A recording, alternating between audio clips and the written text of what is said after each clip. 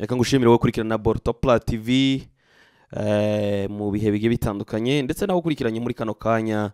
Reka nguhe ikaze mu kiganiro cyacu cy'uyu munsi ku bantu benshi basanzwe banzi amazina ni ntarahinduka, ariko ndakeka ko ashobora kuba hari umuntu waje kuri YouTube ari bwo bwa mbere afungura video yo kuri Bortopla TV, wenda gahurirana na kino kiganiro. Reka mwibwire rero.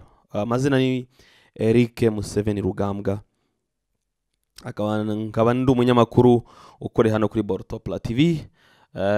Ntabwo nkora cyane bitewe n'impamvu z'umwanya n'akazi, ariko buri gihe cyose iyo mbonye umwanya ndaza tukaganira, tukabasha kungurana ibitekerezo ku bintu bigiye bitandukanye. Ubushize hari ikiganiro twari turiho ku bijyanye n'iterambere, ariko ntitwabisoje. Ndagira ngo nanone tuze kubikomozaho dusoza iki topic cyangwa se ingingo twari twatangiye. Wenda kuri video zabanjije kuri ku mapwe abiri abanza nari navuzeho, wasubiramo ukareba video zibanziriza iyi ngiyi kugira ngo ubashe gukurikirana aho twatangiriye.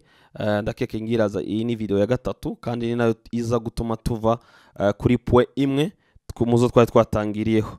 Ndagira rero nkubwire ko iyi ni Bortopla TV, akaba ari njewe kuri micro, ni njewe Eric Museveni Rugambwa, akaba ndi umunyamakuru wigenga, ndetse nkaba ngambire cyane gufasha societe mu kungura ubumenyi ndetse no kuganira turebe icafasha kwiteza mbere. Ingingo zo tugenda tuganira ni nyinshi zigiye zitandukanye, ariko iyo ngira ngo dusorezeho mbere ko twinjira mu zindi ngingo zigiye zitandukanye, nuko dusoreza ku ngingo twatangiye y'ubushize ivuga ku bijanye no kwiteza imbere cyangwa se niteza mbere. Ku bandi bantu nanone bashobora kuba babona ibyanditse hano, niba ari winyita ku itaburo cyangwa se iyo bita whiteboard, iyi ni indi channel yacu ikora mu mvugo y'ikingereza abaswere bakunze kwita ni kimombo, lugha ya kimombo. Ndakeka ari lugha ya kimombo. Hano rero ikaba ikora mu kingereza. Ushobora kunyaruka ukareba Bortopla TV with the refugees. Ahangaha cyane cyane dukunda kuvuga ndetse no gutanga information ku bijanye n'impunzi. Ibingiye bikora mu Cyongereza. Ubaye wumva Icyongereza cyangwa se n'igiswahili, kuko urumva aho twibanda ku mvugo z'amahanga, wahanyurikira naho kareba. Uyu munsi rero ndagira ngo twinjire kuri sujet cyangwa se kuri topic cyangwa se ku ngingo twatangiye ndetse turi buze no kwisoza muri kino kiganiro cy'ubunyine. Iyo sujet rero nta yindi ni iterambere, nkuko nari nabivuze. Twavuze ko kugira ngo umuntu abe yatera imbere, abe yava mu bukene, iterambere andi majambo ya nyayo twavuga no kuva mu bukene ukagana mu bukire.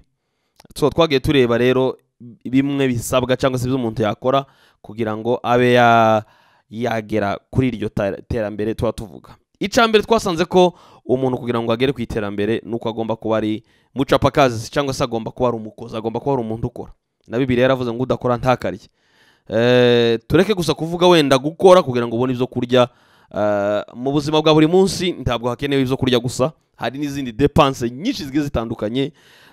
Abantu mwese murabizi, yaba arabatuye mu buzaro, yaba arabatuye mu migi, abantu benshi bazi ko hariho dépenses. Bibiliya yaravuze ngo udakora ntakarye, ariko byari bishatse kugaragaza ko umuntu wese uriho agomba kubakora. So ugomba gukora ukabona ibyo kurya. Iyo niyo navuga ko ari kintu cibanze, no muri nta muntu uzi ukora atariye. Ariko hari n'izindi nshingano zikomeye. Yo kugira ngo uve mu ubukene twaje kudefinisa dusanga ko ari ukubaho mu buzima utabasha kubona ibintu nkenerwa mu buryo bworoshe cyangwa se igihe ubishakiye. So gutera imbere twasanze kugira ngo umuntu atere imbere cyangwa se ave mu bukene aje abo mukire, cyangwa se hariyo abita abakire hakaba n'abita abatunzi. Hari abatunzi hakaba n'abakire. Ayo majambo naratandukanye. Mu Kingereza ariyo bita rich people and wealthy people. So ni ibintu nabyo bitandukanye, ariko reka tuvuge tuve mu bukene tushire reka nkoresha ijambo ubumukire. Twasanze ko ikintu cya mbere gisabwa no gukora. Ikintu cya kabiri twavuzeho, wenda uraza gusubira muri video bitegere neza, twavuze ko ari ukwiteganyiriza. Kwiteganyiriza kuko nimba ukora ibizo wungutse cyangwa se ibizo usaruye ukabirya ukabimara, bizagora cyane ko wova mu rwego rumwe rw'ubuzima ukaba waja mu kindi ciciro c'ubuzima. Reka mzito niba ari urwego niba ari iciciro, imvugo yose abantu bakoresha biragoye cyane. Twasanze rero ko ari ukwiteganyiriza. Kwiteganyiriza ni igihe wakoze ukagira umusaruro, yaba ari amafaranga umushahara wabonye, yaba ari indi payment, ubundi buryo bw'ibyo wunguka bitewe mu kazi wakoze. Buri wese niba uzi icyo abona nk'umusaruro mu kazi aba yakoze. Twabonye ko hari ibyo udepansa cyangwa se uspendinga cyangwa se ukoresha kwa matumizi za depanse navuze, ariko hakaba n'ibyo ushira ku ruhande, kwizigama cyangwa se kwizigamira cyangwa se gusevinga. Ndakeka mu Kingereza uko babyita, ariko mu Gifaransa babyita saving, bayita Igifaransa caragiye narigizo numve ko ncibuka ariko abumva bumvishije. Twasanze reko gusevinga ari imwe mu nkingi ekomeye cyane ituma umuntu agera ku iterambere. Ikindi twavuze ari naco wenda nza gusorezaho, twavuze kuri investment. Twarayivuze gusa ariko ntabwo twigeze twikoraho mu buryo burambuye. Saving umuntu akora, umuntu arasevinga kugira ngo azabashe kwagura umusaruro w'ibyo abona mu gihe yakoze. Ushobora kuba ufite akazi ka leta cyangwa se ufite akazi ukorera abandi, ufite umushahara runaka uhembwa, ariko umushahara ukaba utaritosha. Ushobora kuzafata kuri uwo mushahara uhembwa ugasevingaho amafaranga makeya. Saving ni ukwiyima. Ntabwo umuntu asevinga kuko afite yabanje guhaza amadepanse we cyangwa se yihagije ibyo afite bikenera amafaranga yabimaze byose. Oya, twasanze ari kwiyima, ugafata amafaranga make yo kuyashira ku ruhande kugira ngo uzayakusanye, urebe ico wayashoramwo kugira ngo naco kirushe kukuzanira amafaranga. Narimvuze niba ufite akazi uhembwa, hari amatumizi cyangwa se ibigusaba amafaranga kugira ngo bikorwe, yaba ari ibyo kurya twabivuze, hari ababa mu mazu bakodesha, hari abafite abana bishira amashuri, hari abafite inshingano abantu bafite ni nyinshi cyane. Aho ngaho nizo expenses cyangwa se amadepanse bisaba amafaranga. Ariko nawe kuri wa mushahara wawe ugomba gushira amafaranga make ku ruhande kugira ngo uzabashe kuyashora. Twavuze ko intego nyamukuru ya saving cyangwa se yo kwizigamira ari ugushora cyangwa se ni ku investir. So nimba wokora saving ariko udafite gushora kugira ngo aya ikintu ushoyemwo kizagufashe kubona umusaruro w'amafaranga menshi azaza kiyongera kuyo usanzwe uhembwa, sinzi ko iterambere uzarigeraho, bizakugora. Hanyuma rero impamvu umuntu akora investment, narimvuze ko ushobora kufita akazi ariko washingana na business yindi cyangwa se wogira ubudandaza bundi ku ruhande, nabwo bwaza bugufasha bukakwinjiriza amafaranga. Impamvu ya saving ni ukwinvestir cyangwa se ni ukuinvestinga cyangwa se ni ugushora, niyo ntego nyamukuru. Gushora rero, reka tuvuge ku gushora, hariho gushora kugiye gutandukanye, hariho cyangwa se harimo uburyo bugiye butandukanye bwo gushora kugira ngo amafaranga yawe uzayabone ube wabasha kuyakoresha. Okay, hari bamwe nk'ubwo hasigaye hari ibigo bishora, niba nabyita ngo ni ibigo byo gushora cyangwa se ni insurance companies, sinzi ko nabivuga mu mvugo yacu. Insurance companies ni ibigo biri gufasha abantu gukora investment, niko nabyita. N'umufano, hari ikigo runaka tuvuge nka Bortopra Group, ikaba ifite iyo di company, ikaba ifite iyo programme yo gufasha abantu uburyo bizigamira, barasevinga. Investment company baragufasha gusevinga, no kuvuga ngo usevingamo ariko bafite wenda inyungu bazoza baguha amafaranga. So mu gushora harimo uburyo navuga nka bubiri cyangwa se butatu. Uburyo bwa mbere n'ubwo ngubwo kuja mu kigo, niba ncita ikigo c'imari, niba ncita insurance company ifite iryo shami ryo gusevinga bakaza kugarura amafaranga, bakazagira inyungu baguha ku mafaranga yawe. Iyo nayo ni investment. Hanyuma hakaba na investment yindi yo kuba wafata amafaranga wayabika ku giti cyawe, atarimo kukuzanira amafaranga, atari kukuzanira inyungu, wazageza umubare w'amafaranga runaka wihaye ukayafata, ukagenda ugafungura nk'iduka, ukagenda ugafungura nka restaurant, ukagenda ugafungura business yari yo yose uzakora ikakuzanira amafaranga. Ubundi buryo bwa investment ntago abantu bashora mu bisata bigiye bitandukanye. Hari abashora muri real estate, ubungubu ni ibintu bigezweho cyane mu kuvuga ngo inyubako za kijyambere zigezweho, hari imidugudu, hariho uretse n'imidugudu harabagura amazu, harabagura ibibanza bakubaka amazu bakayagurisha, nawo ni investment. So harimo uburyo bugiye butandukanye bwo gushora amafaranga. Ubundi buryo navuze nubwo ngubwo, hari insurance companies aho uzaza saving amafaranga runaka bakaza bakungukira kuri iyo ngiyo. Hakaba n'abandi bashira amafaranga yabo kuri konte broke, baba bayasevinze ariko nabo bakagenda bakugirenera akanyungu runaka kugira ngo n'ubundi baba ariko bayakoresha ibo bariko bayakoresha. So ni wowe ugomba kureba ngo ni hehe izi savings zanje zimpa umusaruro ufatika. Ibyo byose nkubwiye bigiye bifite inyungu zigiye zitandukanye. Ni wowe ugomba gufata umwanya kugira ngo umenye aho ushora amafaranga yawe. Wenda sinzi niba mbisobanuye neza, ariko ubaye ufite ikibazo wakwandika muri commentaire, hanyuma nzasoma ibibazo, niba ngombwa tuzasubiza kugira ngo turusheho gusobanukirwa twese. Ariko nanone ubaye ufite n'igitekerezo, wenda hari uko navuze simbisobanure neza, hari ico wakunganira, nanone waje muri commentaire ugatanga igitekerezo cyawe, ndabizi ko hari abantu bazasoma bibafashe. Dusoze, iyo umuntu akoze investment ntabwo ibintu birangiriraho cyangwa se iherezo ari gushora. Iyo umuntu ashoye arasarura, ni nk'uko iyo umuntu ahinze asarura.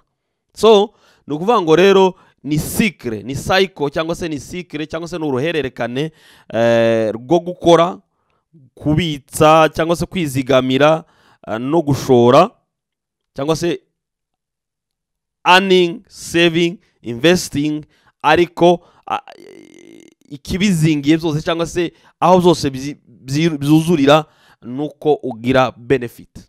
Nukuvuga rero benefit yawe cyangwa se inyungu yawe nuko ubuzima warubayeho burahinduka, ugenda ubaho mu buzima bwiza. Nimba hari byo wakeneraga kubona kubera ko wari ufite ubushobozi bukeya mbere utarakora izo bintu bitatu navuze, ugasanga ubuzima bwawe bwarahindutse. Ari byo twita ngo ni benefit cyangwa se kwenjoyinga benefit, nukuryoherwa n'ibyo wagezeho, ni kufurahia matokeo, niko mu Giswahili babivuga. So iyo ukoze ikintu cyose umuntu akoze agomba kubona umusaruro wacu kugira ngo awishimire, hanyuma yongere akomeze. Iyo wishimye, sinkeka ko iyo umuntu yabonye amafaranga cyangwa yungutse ahita yaryo yose ngo ko arishima yarangiza bikarangira aho ngaho. Ni cycle, ya cycle navuze rero kongera kugiraho icyo yakoreshamo, ubwo ni earning, kugira ngo azongera agenerating cyangwa se yungu abyara andi mafaranga menshi, ukongera ugasavinga. Kuko nimba uyu munsi nasavinze kugira ngo nshinge iduka, ejo bundi nzakenera gufungura supermarket, ejo bundi ngira supermarket, ejo bundi nzakenera kugira amasoko ya kijambere. Na supermarket ni isoko rya kijambere ariko ari ritoya, ni nka mukuru w'iduka, ariko hari andi soko, amasoko ya kijambere bita mall.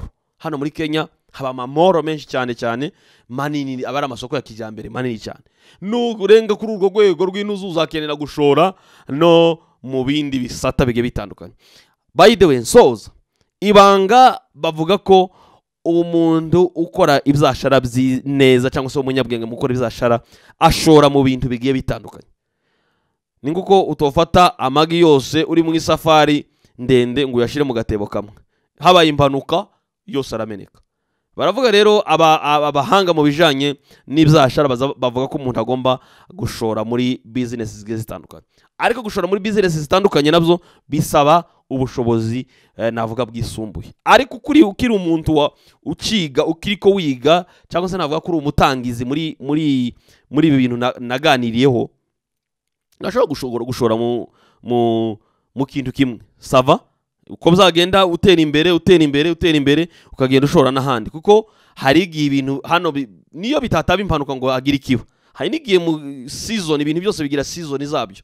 Hari igihe iki kintu wenda uyu mwaka gishobora kuba kiri down kitagenerating cyangwa se kitabyara amafaranga, ariko ugasanga ahandi washoye harimo kuzamura amafaranga. So abahanga rero bazi bizashara bagira inama abantu ko ushobora gushora muri sectors zitandukanye, cyangwa se reka niba nazita sector cyangwa se mu bisata bigiye bitandukanye. Nimba rero wifuza kuva mu bukene ugana ku iterambere, ibyo nibyo bintu bigera muri bitatu twaganiriye muri video zigiye zitandukanye, wasubira inyuma ukazitegera. Iya mbere no gukora ukabona amafaranga, ugakemura ibibazo ufite byawe muhira, ariko amafaranga yose ubonye ntuyarye ngo uyamare, ukagira amafaranga makeya. Ni wowe ikigero, ni wowe wihitiramo wenyine kubitewe n'intego ufite, wamara ukayashira ku ruhande ukizigamira cyangwa ukayasevinga, ariko ukayasevinga ufite intego yo kuvuga ngo aya mafaranga nzayashora mu kintu runaka naco kizakomeze kibyare amafaranga. Ntabwo sevinga kugira ngo ejo uzagure telefone, ntabwo sevinga kugira ngo ejo uzagure ihuzu nziza, ntabwo sevinga kugira ngo ejo uzagure. Hari n'aba saving ushobora gusevinga ukagura inzu, by the way. Donc hari ibyo wagura bigufasha mu iterambere. Hari ushobora gusevinga akagura imodoka, ariko ntiba ari imodoka yo kugenderamo ngo wishime ugire, igomba kuba ari imodoka izagufasha mu kuzana amafaranga cyangwa se gutera imbere mu mafaranga yawe. So hari impamvu zigiye zitandukanye, buri wese ni uzi impamvu, ariko ibyo nari mvuze nibyo ngibyo. Amara saving ukora investment. Ndumva rero munyemereye twasoreza ikiganiro ahangaha, nimba wenda ari byo ntavuze neza nkuko bigomba muranyihanganira. Mu biganiro byari bishize twari dusanzwe narimenyere ko tukora tuganira no twari dusanzwe dufatikanya mu biganiro, ariko muri imensi ndahari nanone nongeye nagarutse kubera ko no kuvuga nije nyine no kuganira nabyo ni ibintu byiza cyane kandi ntibizonanira. Reka remba shimire mwe mwabanye natwe muri kino kiganiro kugeza ku musozo. Twongere duhure muri video y'ubutaha tuvuga ku yindi nsanganyamatsiko cyangwa se ku yindi teme cyangwa se ku yindi topic. Bye bye.